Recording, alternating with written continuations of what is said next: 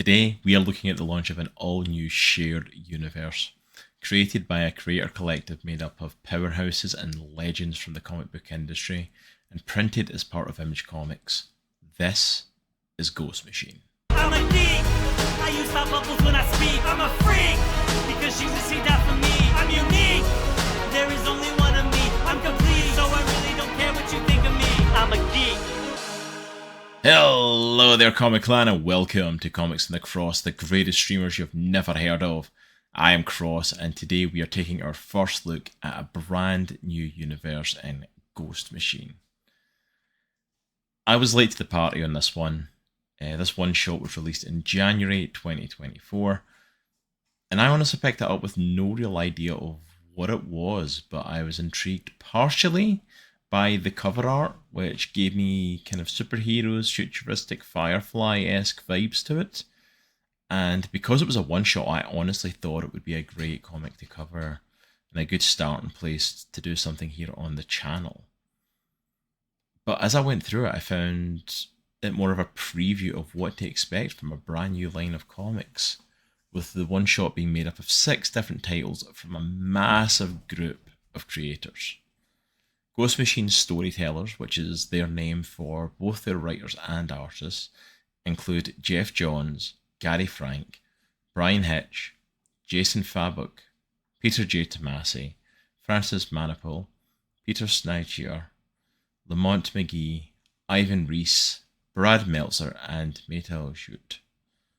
If I've mispronounced any of those, I completely apologise. I've tried to get the pronunciation as best I can for myself. If I've mispronounced, I do apologise. But along with all of those creators, we have colours from Brad Anderson and lettering from Rob Leigh. But what sort of stories does Ghost Machine have in store for us, along with all these amazing creators? Well, let's take a little look at the previews in this one shot, and I'm going to break down each and give you my thoughts on the story, premise, and art. We are going to kick off with the first 2 stories that are kind of interconnected with each other, and that is with Geiger and Redcoat. The Blood from Image states, what ties Geiger, Redcoat, Widow X, and the other mysterious historical heroes of the unnamed together? This is the most insight that we get into the unnamed, the name kind of given to this section of the one-shot. But Geiger we are introduced to 25 years from now, it states, in a kind of post-apocalyptic wasteland, described as a man who became a monster to protect his family and is now trying to become a man again. He travels the wasteland with his 2-headed wolf, is able to transform from looking human to looking like a neon radioactive skeleton. But he travels the wasteland looking for a cure for this radiation that courses through his body. He meets with a man that tells him that he knows where he can find a cure. That there's someone who had a similar condition to him who is now cured, and he can try and introduce him and hopefully help him get cured as well. But he also informs him that the Queen has also put a bounty on his head, and that a number of the crime bosses and others are coming after him. One of those coming after the bounty is Redcoat. Redcoat was born in 1749, but states that he hasn't aged since 1776. Part of the English side in the American Revolutionary War, he's killed in the battlefield, but wakes up, and then wakes up again, and again, and again.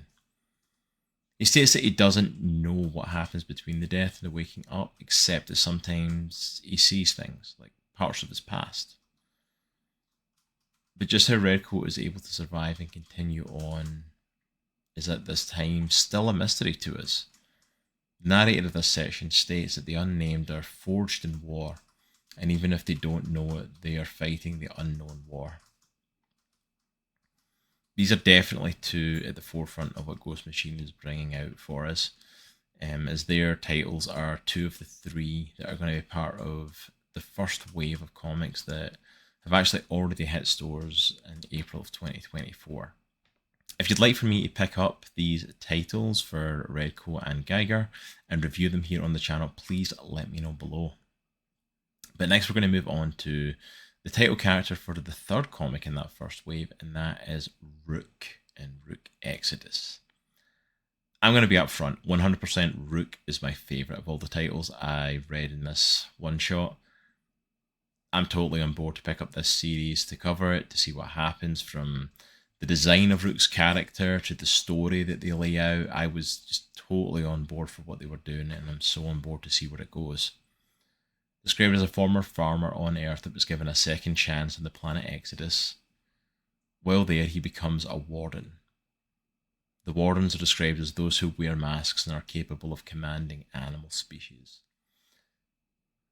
He gives up his old life and his old identity and becomes Rook, with the ability to control rooks, ravens, crows, and similar like birds. But the world engine of Exodus fails, and some of the warden abilities fall into the wrong hands. Those with the money and capabilities flee the planet, and those that aren't able to must find their own way to escape Exodus before its destruction, or find a way to save it.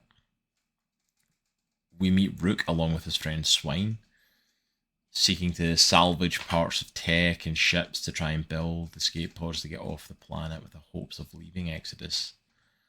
And he's informed that his former friend Direwolf, another one of the Warden, is talking about those being left behind looking to build a community in Exodus again, although Rook's very sceptical of this.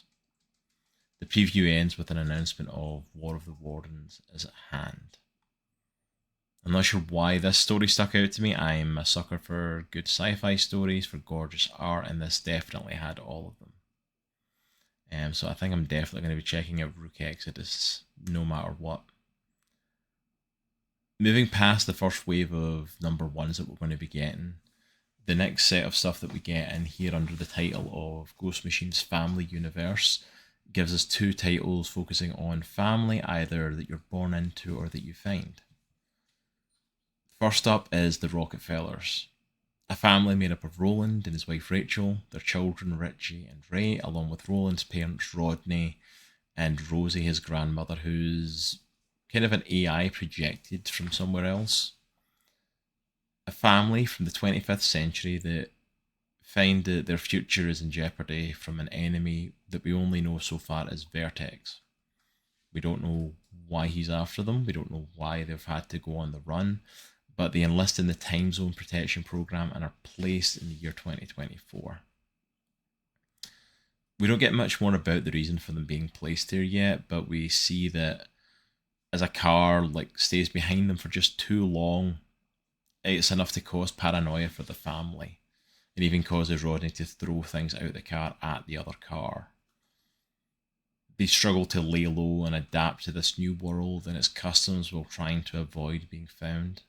In all honesty, it's a typical kind of fish out of water story, and even with the sci-fi twist, it's not a wholly original concept, but the family seem likeable enough and seem like enjoyable enough characters along with the story and art to be something that I'm definitely intrigued to check out from Ghost Machine going forward.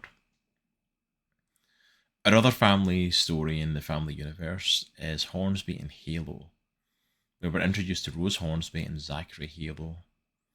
Rose seems to come from a very loving home with a stereotypical Boy Scout-like father, while Zachary comes from a kind of borderline abusive home, putting a lot of pressure on him about an upcoming baseball game and that they're even going to leave him and not take him home if he doesn't hit a home run at it.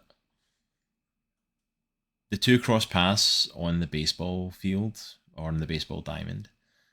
You can tell I don't do sports much. Where both kids show that they've got some otherworldly powers that come into play.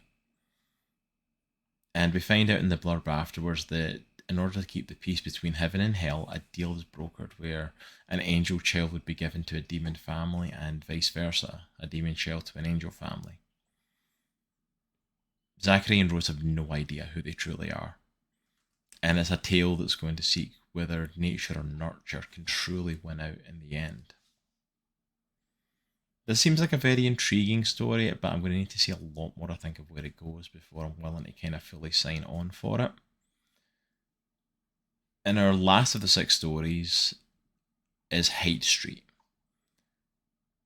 Probably the story with the most mystery. It seems to have one of the lower amount of pages to the preview compared to some of the other stories in here. And we don't really get a blurb explaining Hyde Street much. Part of that might be because the first issue doesn't come out until October. Part of it could be simply that's part of what they're building for it, is a world of mystery and intrigue. It's very fitting for this type of comic, as reading through it, I was definitely getting the vibes of something like Tales from the Crypt, or something like Goosebumps or R.L. Stein's The Haunting Hour. Not necessarily a full-blown horror story, but definitely right on the cusp where it's like the weird and bizarre things take place. You know, people end up with consequences to their actions that aren't what they were expecting, and things come back in the wrong way, and we're left on... everything doesn't tie up in a nice happy bow at the end.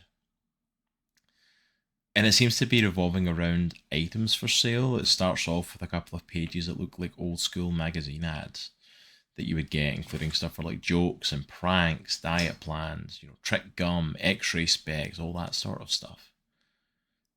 And we see some of this coming into play on Hyde Street.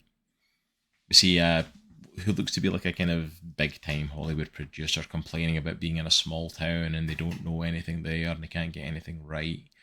When a young boy tries to help him and the man basically brushes him off, he blows a dog whistle to call over a nearby dog, and this dog goes from kind of walking alongside the man to causing a series of unfortunate events that ends up in his death.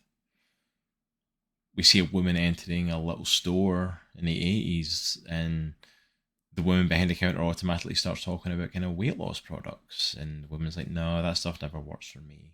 And she pulls out a Devour product and tells her that only one scoop is necessary for her to get back to her true self. The narration over the story tells us that in every town, every city, every desolate little country road, there is a Hyde Street. And I'm not going to lie, I'm a sucker for this sort of bizarre horror. Not necessarily scary, but the bizarre and the weird. I'm a big sucker for this stuff. I grew up with Goosebumps. I grew up with Are You Afraid of the Dark? I love stuff like early Black Mirror, where things didn't always end with a nice happy ending. It actually ended in a pretty dire note sometimes. Kind of like the old school fairy tales. So Hyde Street definitely seems up my street. Pun not intended. So I think it's definitely one that I'm going to be looking to check out when it drops in October. But that's it for our preview of Ghost Machine. Let me know what you thought of these stories down below. Did you check out the comic for yourself? Do you want to see me cover more of Ghost Machine's comics? Like, do you want to see me pick up Redcoat, Geiger, and Rook Exodus and cover them now that they have been released, and look out for future ones? Then please let me know in the comments down below. Also as well, if you did enjoy this video, please consider hitting the like button. It really does help us out, and make sure you hit that subscribe button so that you catch any future comic reviews and comic content from us here on the channel. But that's it from me from today, so please take care, and remember, as always, it's a good week to be a geek. Peace.